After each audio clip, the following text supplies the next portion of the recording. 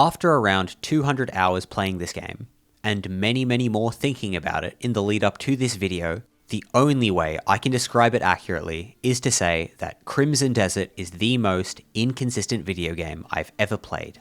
This isn't some teardown video or a long list of the game's issues. Instead, I want to take the time to look at what this game does right and explain why I think it fails to achieve greater heights. I want to make it clear from the jump that while my initial statement is rather strong and dramatic, the inconsistency within Crimson Desert isn't always a bad thing. I will be speaking about specific events, mechanics, and systems within the game, but this won't be an exhaustive look at any of those, mostly because I don't think anyone has the time for that, but also because it's not necessary to get to the meat and potatoes of what I'm talking about. Or in other words, this video will be a sort of vibes-based analysis with a few examples and breakdowns as I need them.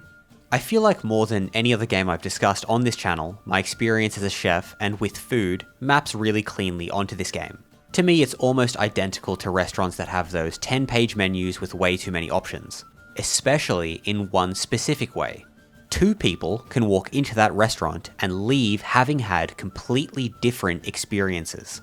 If someone played through Crimson Desert and can't understand any of my criticisms to come and had a fabulous time, then all power to you. I think that's part of what I'm trying to get at. Before we go any further, I think it's only fair that I explain how much of the game I've actually seen. For my first playthrough, I fought every boss, but with a certain set of restrictions, namely no food or Palmer pills, except for 2 gimmick boss fights that were exceptionally broken. As soon as the 1.4 patch introduced difficulty options, I played on hard for the rest of my time with the game. I went to probably every point of interest on the map, and I'm only hedging because the size of the map and the way you explore it make it difficult to know if you've been everywhere or just been adjacent to it. I played around with all 3 characters, though 90% of my time was spent with Cliff. This is the important bit. I have not completed every quest, but I've completed all main quests and all unique quests. That is to say, I haven't done all the bounties or random town person requests, this game's version of filler. Think Radiant quests from Bethesda games, mainly because it would make me absolutely hate the game and give it a much more scathing review than I would otherwise want, but just know I've not 100%ed it.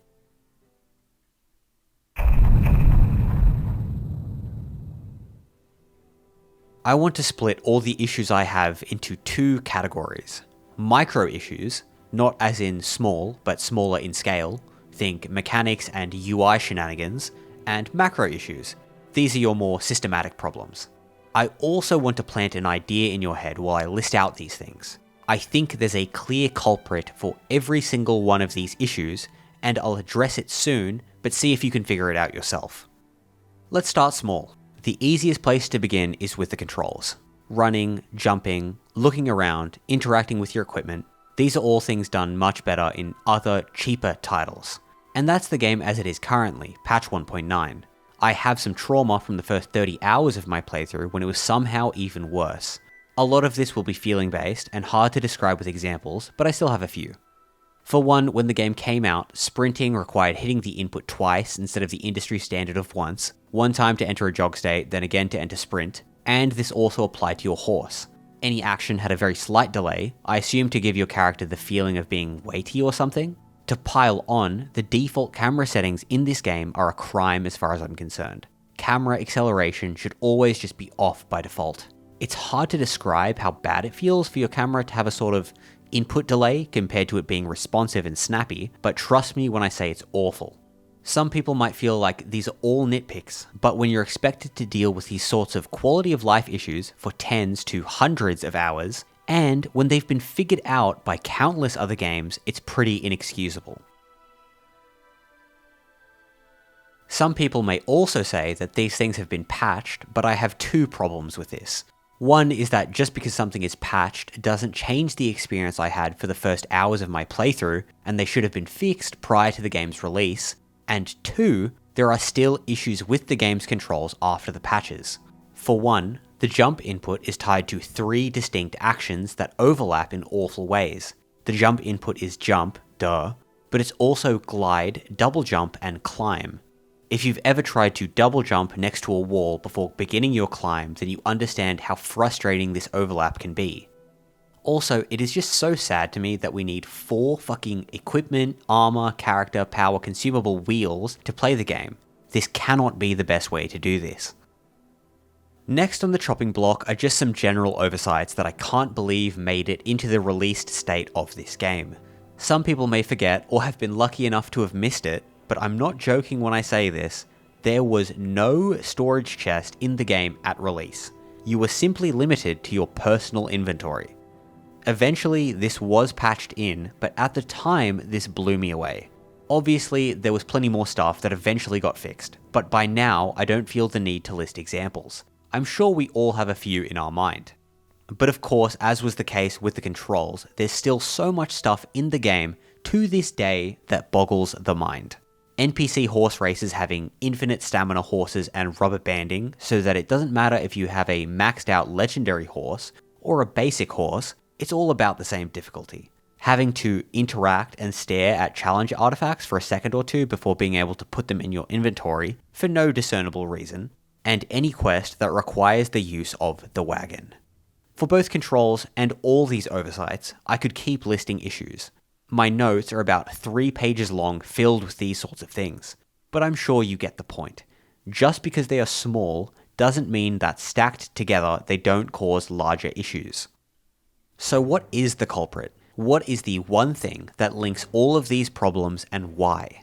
How is it a game this ambitious is failing at the seemingly most basic stuff like controls?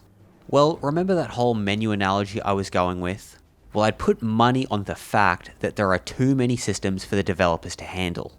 There's so much shit in this game that it felt the need to have 4, count 'em 4 wacky weapon wheels. Now, if that doesn't scream too many dishes on the menu, then chef, I don't know what does. The biggest problem Crimson Desert has is its inconsistency caused by having way too many things on its menu. Having too many options may seem positive, or may seem negative in a way I don't intend, namely the whole idea of decision paralysis. This isn't what I mean.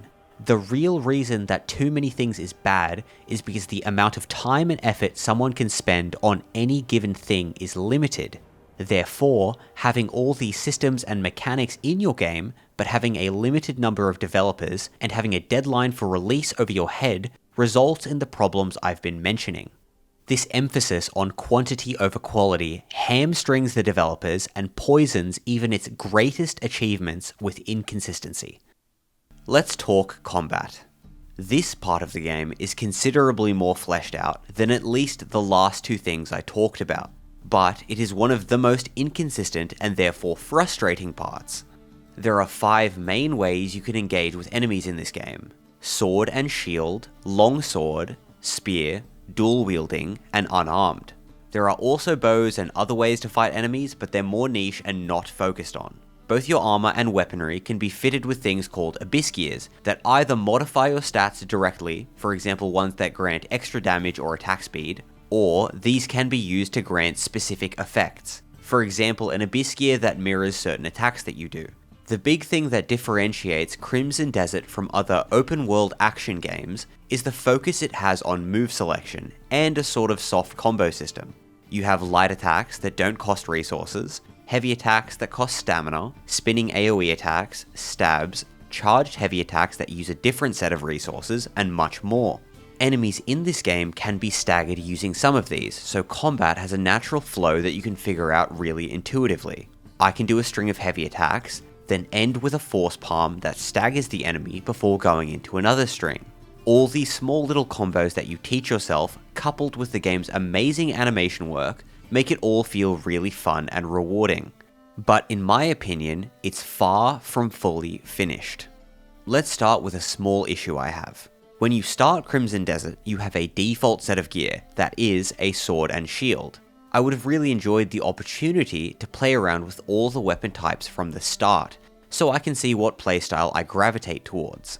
But finding a spear or longsword to try out, or even navigating the nightmare weapon wheel to figure out how to mainhand 2 swords or simply remain unarmed is far from intuitive. Also, I don't understand why, if I'm playing through the game with a longsword, I can't have that be at the top of the weapon wheel. My main hands can only be one-handed swords or a sword and shield. There's a game that does this sort of combat approach infinitely better, and if you enjoyed Crimson Deserts, I would highly recommend it. The first Berserker Kazan. In the second level of this game, it introduces its weapon types very simply. It has you go to a point that forces you to use that weapon in a way that naturally showcases its strengths and weaknesses, and you as a player can identify which feels best for you. Something like this is sorely missed in Crimson Desert. Also, the comparison to Kazan flows into a much more scathing point I have. In that game, you have a choice between dual wielding, a longsword, and a spear. Yes, I know you also have a ranged option, but again, more niche. Kazan is an extremely focused, extremely consistent game that basically puts all its effort into two things: your combat options and enemy encounters. For a game that focused, it felt that giving the player just 3 weapon styles was enough. My point being that Crimson Desert has 5, all of which are about 5% as complex as Kazan's. Now, I'm not asking for a game like Crimson Desert to be as complex as Kazan. They don't have the same goal. But I think the developers weren't even given the opportunity to come close when they're split between 5 weapon styles, 4 equipment wheels, a gigantic map with over 70 bosses, horse racing, mech building, a scuffed bounty system, stealth mechanics, etc. Now, some people that have played the game may say that unarmed is the answer. It's the most complex weapon style and the secret best way to play the game. But again, I have problems with this. For one, yes, it is a bit more complex than using weapons, but a lot of that complexity comes from grappling moves that can't even be used against most bosses in the game. And even with the grappling moves, it's not really that much better than using the weapons in the game. Don't get me wrong, it's nice, but I think it's more a reflection of how simple the regular weapons in this game are than how complex the unarmed stuff is. But the larger issue I have with Unarmed is that it completely guts one of the other systems in the game, the Abyss Gears.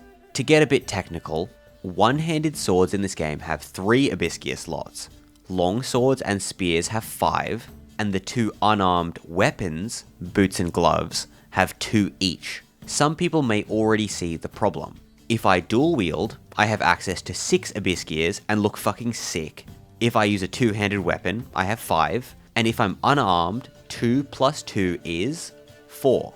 But it's even worse than that because of the opportunity cost that's tied to putting offensive Abyss Gears in your boots and gloves.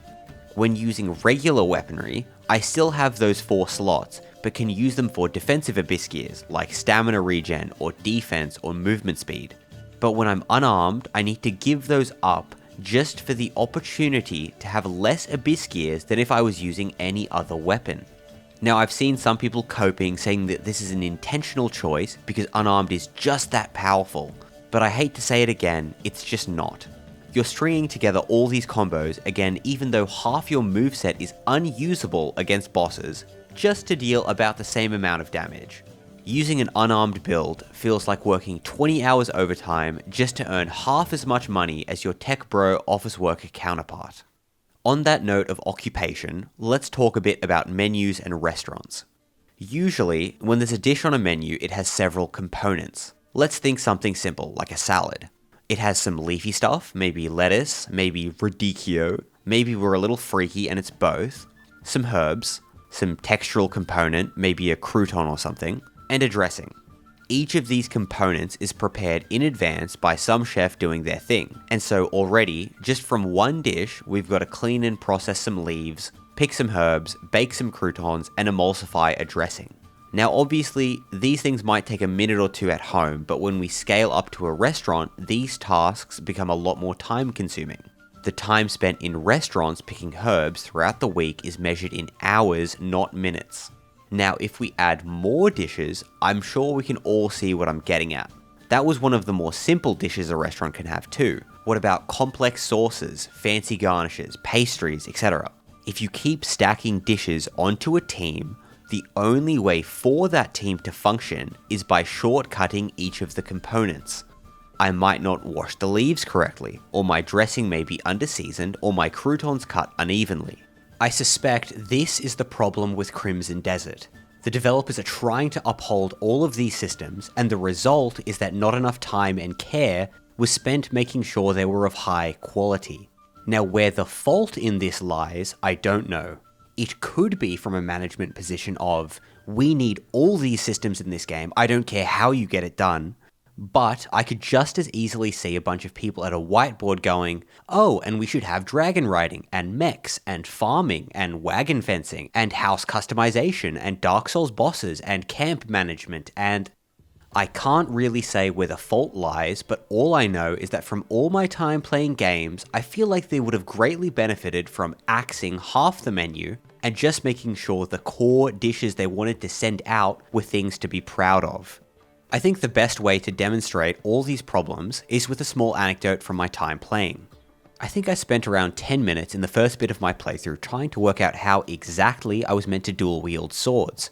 Because if you've played, you know that it can only be done through the weapon wheel. Meanwhile, I was stuck in my inventory interface trying to drag and drop, randomly equipping and unequipping swords.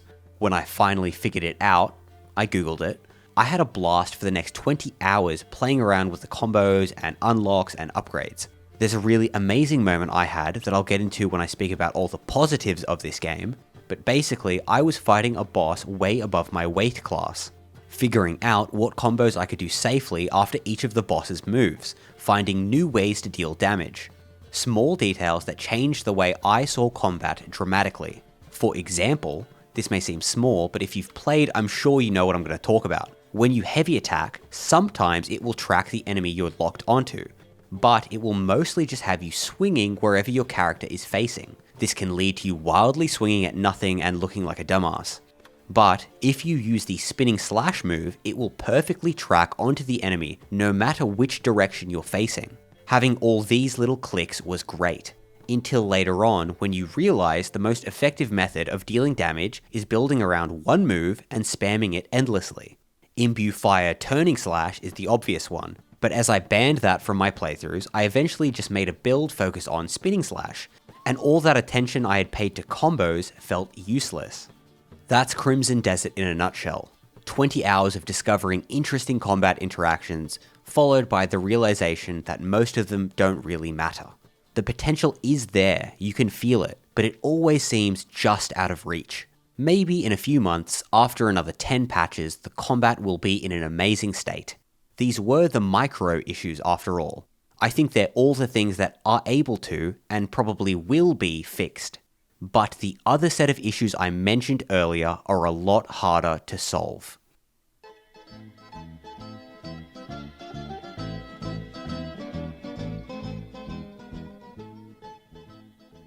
I've mentioned it a few times, but Crimson Desert is continuing the trend of games releasing with a lot of support and frequent updates.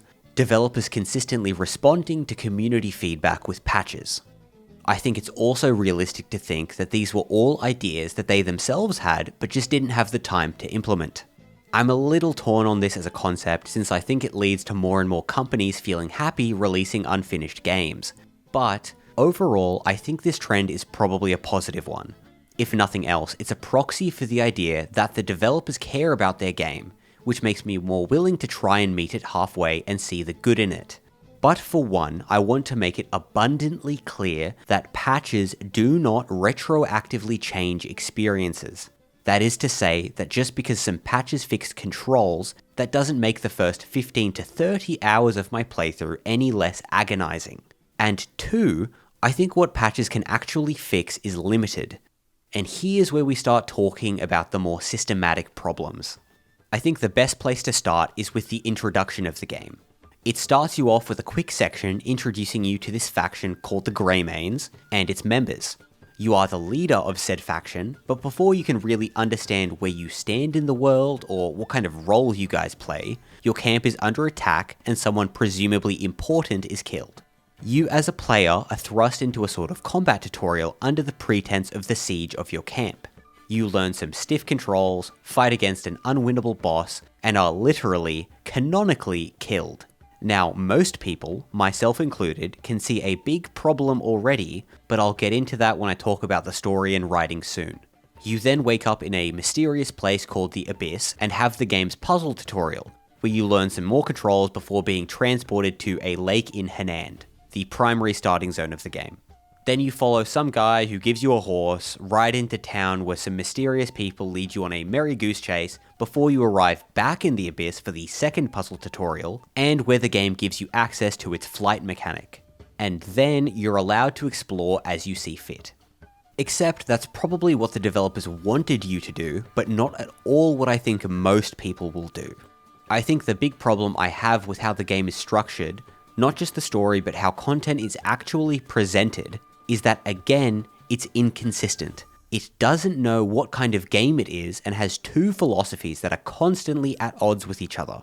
On the one hand, you have what is clearly an open exploration type game, taking heavy inspiration from the newer Zelda titles. We want you to go off the beaten path with little direction from us and find the fun yourself. The "I've got over 1,000 hours in this game and never completed the main story" idea was one I thought this game leaned on. But then, on the other hand, you have an almost linear, do things this way, in this order, the way I intended kind of philosophy that shows up quite a lot. To those that admire the lack of yellow paint and hand-holding in this game, I've got to say I can't disagree more. Let's give a few examples. The way quests are structured in this game, as far as I can tell, is that certain chains of quests are linked. So, if you want to do a particular quest, you have to do the prerequisite quest first.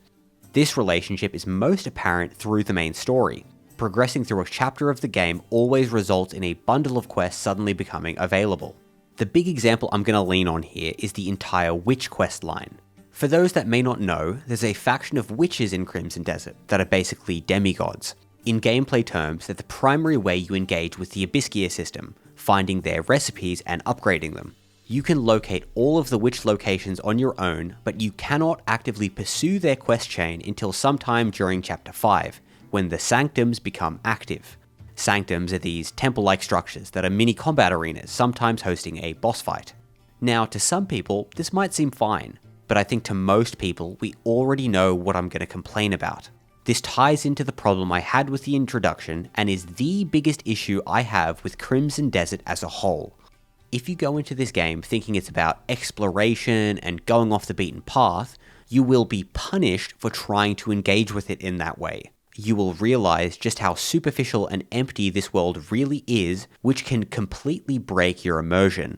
Let's go back to the introduction. We've just completed the final Abyss tutorial and have access to flight. Surely it's time to explore, right?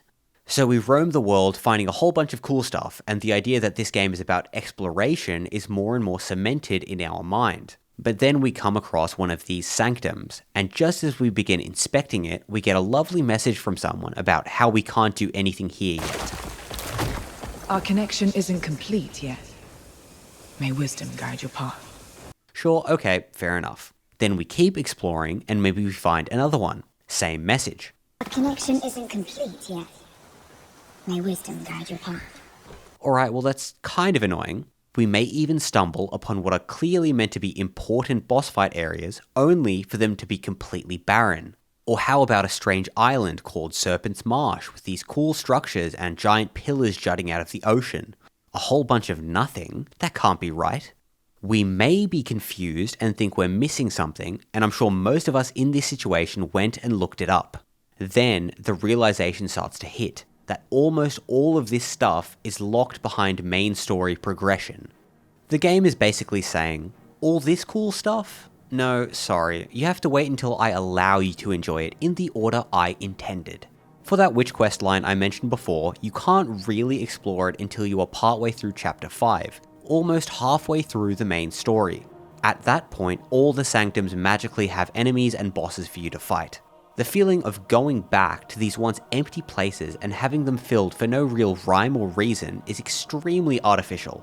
And most interesting stuff in this game follows that sort of formula. And let me stress, when you don't notice it, it's completely fine. It can feel incredibly rewarding to enter the interesting areas and have things to do in them straight away, especially if it was the result of your own curiosity and exploration that got you there. But it's problematic when you know that this was once devoid of content only for it to be filled when you meet some arbitrary threshold of story progression. And this can actually poison content you thought you came across naturally. Wait, if I had gone to that place earlier, would it also have been empty? I just happened to get lucky? The internal conversation starts to become, I wonder if the game has decided I could do content there yet. That kind of thought destroys the atmosphere and makes you question why you're even playing this type of game. And just to be clear, I don't think story gating content is inherently a bad thing. Some of my favourite games ever made do exactly that. Clair Obscur is an easy example. The difference is that Clair Obscur presents itself as a narrative-driven RPG, so when content opens up as the story progresses, it feels natural. My issue with Crimson Desert is that it constantly encourages me to explore, follow my curiosity and carve my own path, only to repeatedly tell me the interesting stuff isn't available yet. I think there could have been a world where this sort of quest structure worked if there was some reason for it presented within the story. But not only is there no excuse for this sort of thing for story reasons, the quality of said story and writing here is beyond poor. Coming into this game, I did have low expectations for the story, but I was more than willing to meet it halfway and ignore it to have a better experience. But it's actually so terrible that I couldn't ignore it and have to put some small mention of it here. For one, why is your character still alive? After the events of the siege, you're beaten up, shot in the stomach, stabbed repeatedly, and your throat is slit open. You are then thrown into a river, but not before a major antagonist confirms your death. I've seen some people say that, no bro, some people live through this, but I'm gonna have to disagree. There needed to be some explanation, any at all, for how your character made it out of this with nothing but a scar. It's so especially frustrating because one, the game, to its detriment, takes itself way too seriously for how little priority was put on the story, so I can't just ignore canon deaths like this. And two, why did this need to happen in the first place? In that same cutscene, could our character not have just been mortally wounded and barely escaped into the river or something? I don't see what purpose it serves to have the protagonist killed off like this. The story's full of all these problems, but I do agree that they're in a way a sort of nitpick, and that's why they're not the biggest problem I have with this part of the game. The larger issue is the quality of the side quests. This is more of a writing problem, I think, hence why I've grouped story and writing together. In my opinion, for a game like this, quests, both main and side alike, should be more about finding an in-world excuse to have the player doing cool things. I don't really care as much for the reason, as long as it results in a good time. Though obviously if the reason behind it is interesting, then bonus points. 80% of the quest content in Crimson Desert isn't interesting from either a writing perspective or a gameplay perspective. It's dominated by way too much bloat of fast travel between 2 points and interact with the most generic, uninspired NPC filler ever conceived. If it's not that, then it's some sort of integrated tutorial to collect wood or ore copy-pasted 50 times, or it's send your camp to do the quest for you and fast travel back after some amount of time has passed, or it's tackle an enemy NPC and ride them back into town on your horse.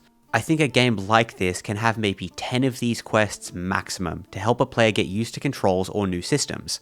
There are at least over 50 of these quests in Crimson Desert. They exist to waste your time, and I honestly find them offensive for a game that costs as much as this one.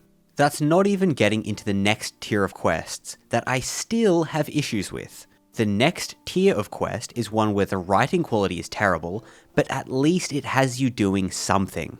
Go clear out a camp of enemies for some copy-pasted reason. Follow an NPC that's clearly baiting you into an ambush and then clear out said ambush. Play detective in some small town that's had a theft occur and find the thief with stilted multiple choice dialogue options. This is better than the last tier of quests, but I'm still disappointed with the low expectations I had coming in. The big problem with these is the quality of writing and storytelling, or lack thereof. I think the best way I can explain how empty these can feel is to compare it to Fallout 4. Now I know that may be a controversial example, as some people feel like Emil Pagliarulo does a poor job at storytelling in his games, especially Fallout 4. I agree that it's not perfect, but for anyone that's played both of these games, the difference is stark. You may have to go into some abandoned facility to collect an antique baseball bat for the weird guy in town that has an obsession. Or you might have to go to some old laboratory and find that it was once a weapons facility that at some point had a mutiny. And I could keep going. I'm sure each of these quests have a whole host of problems when you think about them for 5 minutes. But it's so much more substantial than the irradiated barren wasteland that is the writing of Crimson Desert's quests. Funnily enough, there is inconsistency here, but it's actually one of the ways in which inconsistency can be a positive for Crimson Desert. I mentioned 80% of the quests are garbage, but that leaves the last 20%, which I will eventually at some point get to. What actually works really well is that when you've played through 10 hours of copy-pasted nonsense, when you actually get to something good, it is like finding an oasis in a sandy place. But before I get to what I actually did enjoy in Crimson Desert, I swear I did actually enjoy this game. There's one last issue I have that I feel I've got to speak about. I truly cannot understand why there are 3 playable characters. Why on earth do I have 3 separate skill trees for 3 characters, each with their own specific weapon and gear types, that, let me remind you, all use the same set of resources to upgrade from? Why do I even have the option to use these characters when Cliff is clearly the main character that the entire story revolves around? I might have understood it that if you resonated with another character's design, you were allowed to play through the game with them from the start, like a character select screen. But no, they're just like the quests, locked behind significant chunks of the main story. And a lot of the important quests can only be done with Cliff. Is there some psychopath out there that rotates between all 3 characters, splitting their upgrade resources? If so, when do they switch? Do they set an hour timer on their phone to switch on that interval? It boggles my mind. I know some people are screaming in their heads about how multiplayer was another of the way too many systems they wanted to implement, but why could they not have just had multiple Cliffs if they really wanted that? Was it worth sacrificing the depth and complexity of your game just to try and have an in-universe reason for multiplayer? Again, for a game that clearly doesn't give a fuck about its own story. I know that seems harsh, but they're the ones charging more than full price for this game. I keep bringing this menu analogy up, but why would you have 3 mediocre dishes over spending that time and energy on making one really fleshed out dish? Why couldn't Cliff have access to rapiers and guns and cannons and warhammers, and expand the skill tree so that it feels like I have interesting ways to progress my character in a way that suits the way I play? Instead, we have a skill tree that gets filled way too quickly for how long the game expects you to play it. And with that, another baffling choice to have one resource to upgrade both gear and your skill tree as a way to artificially increase the game's runtime. But thankfully, we have 2 extra characters that most players will try 1 or 2 times as forced to by the story, and never touch again. There's so much more to speak about on each of these points of criticism, but I hope that's at least enough that you all understand where I'm coming from. I want to cap off this chapter with a little story that I think a lot of players will share. Not this one specifically, but definitely something similar. There's a really prominent memory I have from the first bit of my playthrough. I had completed a bit of the main story and some side stuff and wanted to explore the northwestern side of Hanand. I was running around, killing enemies, finding loot, all the good stuff, until I came across a mountain range with these icy peaks. I still hadn't experienced any of the temperature mechanics yet, and these mountains looked incredible. So as anyone in my position would do, I began the climb. After a couple minutes navigating climbable areas with my limited stamina, I made it up and was stunned. As I'll get to soon, the way this game looks when looking over vast stretches of explorable land is incredible. It was some magical shit out of a Tolkien novel, but it wasn't over yet. As I started to explore this range, I was noticing points of interest on either side of the mountain. There was a cave down here, a temple-like structure in the distance, and a small ruins to my right just below the peak of the mountain I was on. In my head, I was already in an area I was not yet meant to be in a good way. I decided not to venture out to the temple in the distance, but rather have a little peek at the ruins in my immediate vicinity. I made the flight down to the ruins and started to get really excited. There was a fast travel point surrounded by snow and all this unique looking wildlife. There was high level ore that I could see on my descent to the ground. The ruins themselves looked abandoned, but there were signs of a battle here, spears thrust into the ground, broken swords strewn about. There was a grindstone and a bonfire to cook food in preparation for a battle. For anyone that's played games in the last 10 years, these are the universal signals of boss fight. And so, as I ascended a staircase into what looked to be a sort of clearing with a throne as a centerpiece, that's what I expected. The idea of going up against a boss way above my weight class in these cool-ass ruins as a capstone of this little adventure I went on would have been just perfect. But if this was a game that facilitated this sort of experience, then this would have been a much more positive chapter.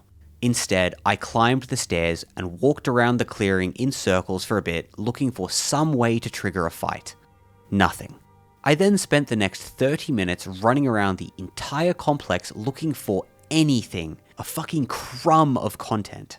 I did find a chest with a cape in it, and that was about it. Defeated, I googled it, and figured out that I needed to do a set of quests for the boss in this area to pop up.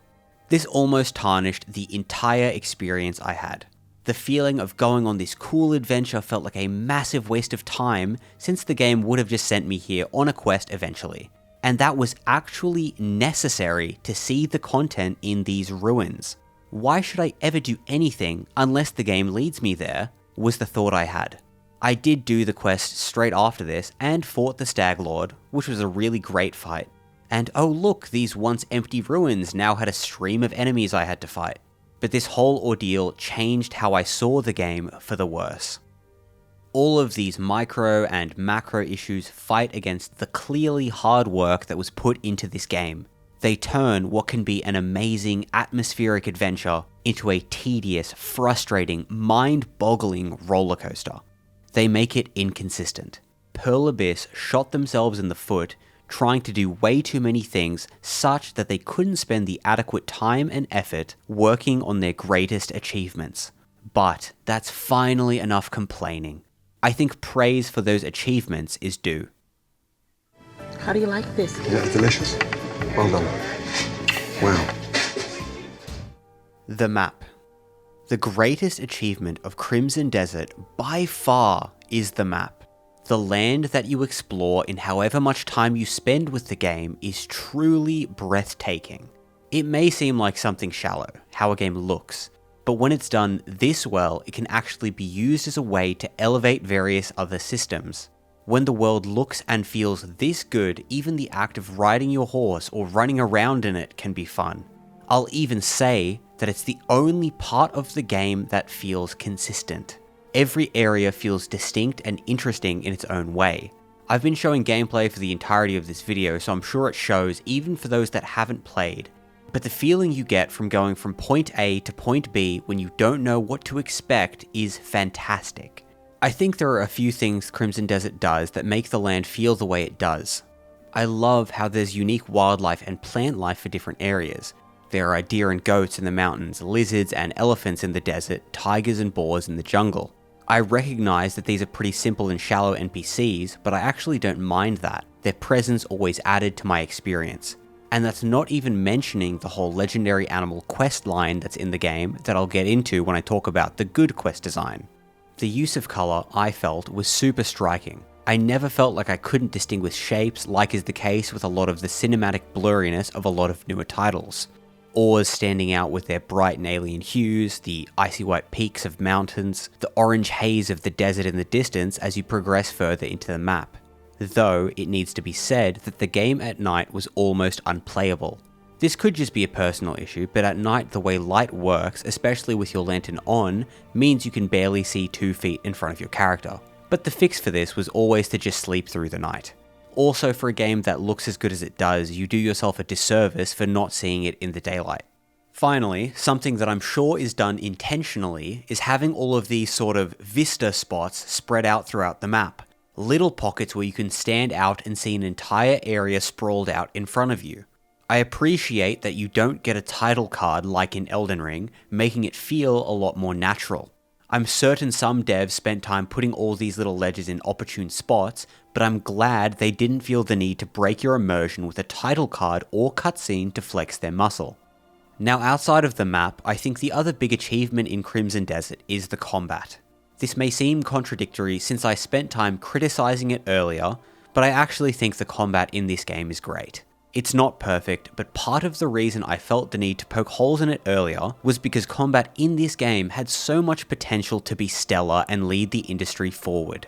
Frustrating because I can see how much time was wasted on shallow systems, instead of channeling that effort into something that clearly needed more work. Despite that though, it still manages to impress me. These large open world games usually don't do the best job at creating interesting combat systems. One look at games like Skyrim does enough to demonstrate this. But even Elden Ring, a game I would consider having good combat, mostly does this through its diversity and strength of its enemy encounters. Crimson Desert actually tries to create complex, rewarding combat by turning both dials, both player depth and enemy complexity. Now, it doesn't always succeed, but the inconsistency here, as will be a recurring theme, I believe adds to the game. The fact that there is even a soft combo system here adds so much to what can otherwise be such a simple structure of what's often described as dodge and hit. And that's when we're just talking about fighting bosses. I actually did kind of enjoy all the large-scale enemy camps that you single-handedly raid, like you're some sort of force of nature. I wish they were scaled back a little bit, and I do think there are a few too many, but it can be incredibly satisfying to go into these camps a little over-leveled and mow down nameless bandits. I love the idea behind the Abyss Gears and the whole elemental system in place, and the fact that these two systems actually intersect is brilliant. The implementation needs way more work, namely the balancing of the elements and certain Abyss Gears. I don't even mind the fact that the fire aspect is infinitely stronger than the rest, but more so I wish the other elements did literally anything. At the moment, they just feel worthless. But the idea that I can tailor my character's build to be an unarmed lightning user or a spear of ice type guy, or whatever sort of avatar cosplay I want, is very appealing to my 10-year-old Timmy brain. If the elements were better balanced and you had maybe 30 more Abyss Gears to provide more avenues for build crafting, and you gave the player more Abyss Gear slots as a whole, I could easily see this being my favorite action-adventure game. And then we have the bosses. Now, admittedly, this is the most inconsistent part of the game, because for every truly incredible fight in this game, there is one equivalently awful fight. But I actually found that kind of entertaining, in a sort of mystery box plus so bad it's good way. Going into a fight and not knowing if it'll be a buggy, broken, frustrating mess, or a completely mediocre standard fight, or one of the most climactic, mechanically intense fights ever, or some mix of all three. That was a super unique experience, though I doubt it was intentional. One of the more unique things this game does is rewards and gear. Some people may not know this, but at max level, pretty much all gear is the same. Your default starting sword at level 10 does the same damage as a legendary golden sword you get from a quest also at max level. Some equipment may have certain modifiers on it, but always at the cost of damage to make it equivalent. Some people hate this, but I think it's a really interesting way of fixing a problem of making gear perpetually obsolete. That is to say, you will always find a bigger, better sword. In this game, if you like the look of a piece of gear, then you're encouraged to keep it and upgrade it for the rest of the game.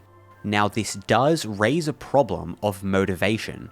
Why get new swords if it's all going to be the same at the end of the day? But they actually solved this problem as well. Well, almost. For one, gear later in the game usually looks a lot cooler, so you're more willing to use it over the standard stuff you find early. But also, most new gear you find has an interesting Abyss Gear on it that might change the way you play. Maybe it's a piece of armor that has the fire imbue on it that'll spawn meteors from your position. Or maybe it's a sword that summons a little laser projectile when you attack. That's at least the idea in theory.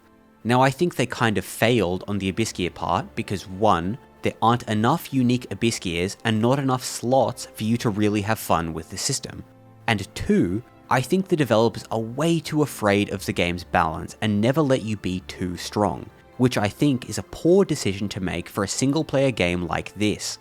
This is why I think a lot of people disagree and think Crimson Desert's rewards are poor, though I personally disagree. For the two mechanisms for rewards, intrinsic and extrinsic, I think Crimson Desert does an amazing job intrinsically from its exploration side, and almost does an amazing job extrinsically. It just needs a little bit more juice before it becomes fully realized. Some of the best rewards you can find are these little nodes of knowledge. They don't even give you anything directly. They're more like quests that give you the location of all these secret caves that you have to go and find to receive the gear inside of them. And with that, after all the complaining I did about the bad quests, I need to praise the good and the great quests, though there aren't many. They all have one thing in common. They use the map as the primary interesting task. Or in a simpler way, they force you to travel long distances. That may not seem like a good thing, but when your greatest strength is this beautiful landscape, all you need to do is give me an excuse to get on my horse and go to that corner of the map I haven't explored yet. It can truly feel like you're going on an adventure when all you have between you and your objective is this wall of fog and a giant distance you've got to cross, not knowing what you'll find. Especially in the earlier game when you're on the weaker side, when you can't always solve things with violence and may need to run from an encounter or two. An example I have is an early game quest from the Peroran village that has you finding these lost elf children. Each marker takes you to a little pocket area that's stunning, a canyon of vines and perfectly shaped pillars that leads into a small hidden cave with these fireflies, or a maze puzzle. Or my favourite one that has you go from the western side of the map to the easternmost side of the continent. You have to travel almost the entire landmass to get here, passing camps of giants, riding boars, and various other high-level enemies. But when you do, it's this stunning red forest with this beautiful centerpiece tree. And when I arrived here, it wasn't just the vista that shocked me. There was this crimson red horse that I immediately sprinted for. I didn't even know there were legendary animals in this game, but when I got that pop-up explaining legendary mounts, I was giddy. I travelled all this way, passing obstacles and the like, got sidetracked a couple of times, eventually found a gorgeous location and got a sweet treat. That little loop is what the game excels at. But there's an even better type of quest. One that takes that little formula but adds one more component to it. A friggin' boss fight. Literally, the best quest in the game, in my opinion, is the Assyrian questline. I will give the first literal spoiler warning right here this late in the video because there's at least one person watching who hasn't played the game that might want to give it a try. And to that person, I say it is worth the money just for the experience I'm about to describe. Go play it and come back. Okay, cool. So Assyrian is this giant otherworldly serpent god deity. You meet them exploring a set of islands near the south side by the ocean. There's an army peppering them with these laser spears that you have to clear out to not have a seizure. My initial feelings, after I picked my jaw off the floor, was that Assyrian would actually be a boss encounter, but no, he's actually friendly despite his appearance. He has a task for you. Clear out 3 priests to set him free. Each of these priests is a boss with a similar moveset, but in different corners of the map. One on a nearby island, one in the snowy mountains to the northwest, and one in the desert to the northeast. So already we have the formula. Go to these corners of the map to see something interesting, but with the added benefit of there being a substantial boss in each. And each of these bosses gives you a unique reward as well as showing off a cool location. One of these bosses even leads you to a set of abyss puzzles that gives you access to both ice and fire elements. And then you cap it off by going back to Assyrian, breaking his chains, seeing the best cutscene in the game and getting a wicked sword. This was a perfect, self-contained adventure. It wasn't exactly natural. I had a quest marker telling me where to go at all points. It wasn't perfect. The boss fights themselves are super abusable and simple when you understand their gimmick. Couple that with another huge problem. You need to unlock a specific move called Focused Force Palm that is supposed to be shown through the main questline, but it can very easily be skipped by going off the beaten path. I got to the point in the quest where you need to use it, but was stuck for 15 minutes in this point of massive tension because I didn't have the move nor did I know how to get it. I then had to leave, watch a video on where to find this unlock and then come back. But despite these problems, that's a level of annoyance and jank that I expected and was willing to accept for a game of this scale, and it didn't ruin my experience. Despite these problems, when I finished this quest, I actually got kind of sad that it was over. And even more sad because I realized that the game probably wouldn't have another quest like this. I was correct. This quest showed me just how amazing this game could be. Those moments going from point to point, climbing up towers, traversing the desert, seeing this giant dragon serpent being struck by lightning over and over was a 20 out of 10 experience. I think the game, with all its inconsistencies, all its micro and macro issues, all its amazing vistas and engaging combat, it has the ability to create truly unique and personal moments. Little stories that you yourself remember, not because it's a contender for Game of the Year, but because it frustrates you and pisses you off, only for it to not 10 minutes later subvert your now low expectations with something amazing. If you'll indulge me, I have one more of these moments to share before I conclude. There's a pop-up that you may or may not have seen depending on how far in you got with the game. Overwhelming beings. This is the indicator you get as you approach one of the 3 major bosses in this game. At the time, I was progressing through the Witch quest line, clearing out all the sanctums. This is another of the better quests, despite again having its issues. But as I was running around in the northwestern side of the map, I came across a giant tower set into the mountain. Less of a tower, more of a long man-made pit that ended at the bottom in a large ominous boss arena. I got frustrated as this was empty, realizing that it was another of the come back later after doing the appropriate quest moments, and left to continue each of the witch's tasks. Eventually, after completing them all, you come back to the northwestern part of the map for your quote-unquote reward, which is a shitty cape with no abyss gears. The worst reward in the game, especially for a quest as large and spanning as this one. But then I opened my map and saw a marker pop up not too far away at the pit I discovered earlier. It was a boss fight, the real reward for completing the questline, and I was no longer disappointed. I fast traveled over and saw the text "overwhelming being" for the first time, and was immediately engaged. I sailed down into the pit and began my campaign against Ator, Archon of Antumbra. This was the most intimidating boss fight up and until this point by far. I was clearly underleveled for the fight, dying in 1 or 2 hits coupled with an immovable health bar. But alongside that, because of my restrictions of no food or pills during boss fights, the idea of killing him at that point was completely unreasonable. So that's why I spent the next 2 days doing exactly that. The video playing is the final run, clearly sped up because the fight in real time took around 11 minutes start to finish. This fight may look easy, but that's because I'm omitting all the footage of me getting my ass beat over and over and over again, having the internal argument of whether or not I should be using food and thankfully deciding on not. By the end, after receiving my reward for killing him, I was extremely satisfied. Not because of some big sword, some cool abyss gear, some new toy to play with, because the story that this game facilitated was incredible. It was a journey going to all those spots on the map for these witches, and it was an even longer journey killing that boss. But it all culminated in the best time I had with Crimson Desert.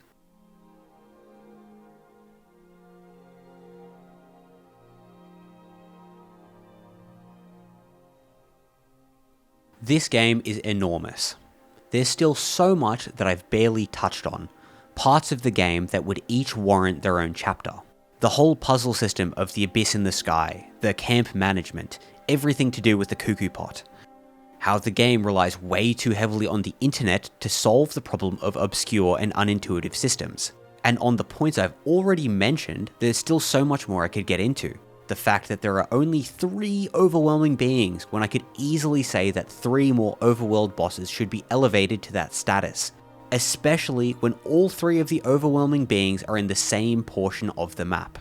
I could talk about how the density and quality of content falls off a cliff when you leave Hernand, how it would be cool if they cut out a lot of the quest content, but made each one give you a unique abyss gear as a reward, giving you reason to complete them all. How abyss gears themselves shouldn't be so separated between stats and effects, because it feels like a missed opportunity to disregard a cool idea or move just for pure +3 damage.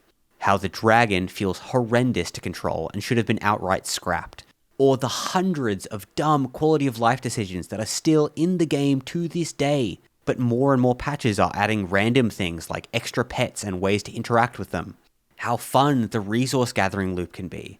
How I could see a RuneScape style of game with this base being incredible, but another missed opportunity. But I don't think any of them are necessary and would belabor the point I'm trying to make. This game is a factory for producing stories, but not all of the positive kind. For every one of the cool stories I shared just before, there's another of the opposite experience.